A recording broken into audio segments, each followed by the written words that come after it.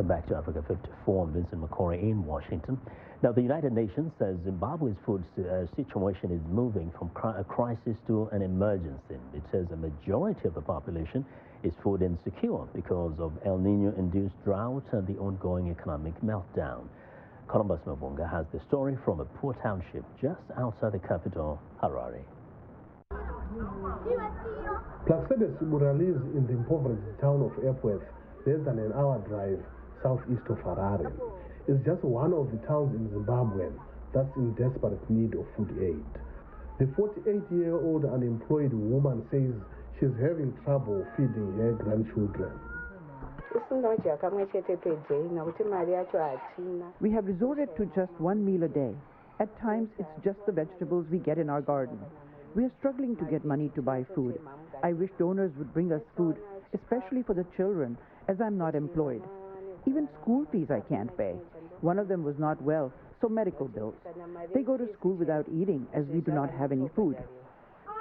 UN aid agencies and the government say Zimbabwe needs about $218 million to stave off hunger for about 5.5 million people between now and April 2020. That's when the next harvest is expected, and that's assuming there will be enough rains. The United Nations is currently urging farmers to invest in irrigation or small grains to make the country more food secure.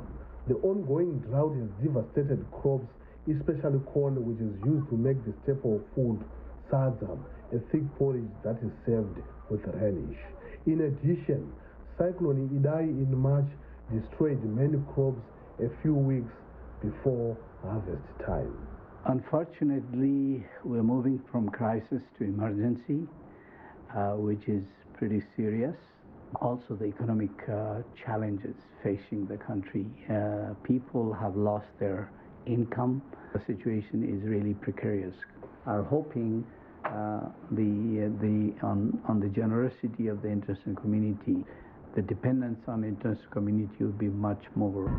He says the US, the United Kingdom, and the European Union have been generous on food aid in the past and hopes they will come through again.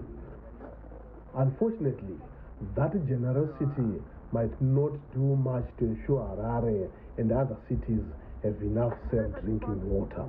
The city of Harare says 2 of its reservoirs have dried up and others are following suit. Water rationing has begun. The poor economy has also led to a shortage of water treatment chemicals, raising fears of waterborne diseases like cholera. That would only add miseries to the likes of Placedes Shibura, who at the moment is mainly concerned about providing food to her family. Columbus Mavunga for VOA News, Harare.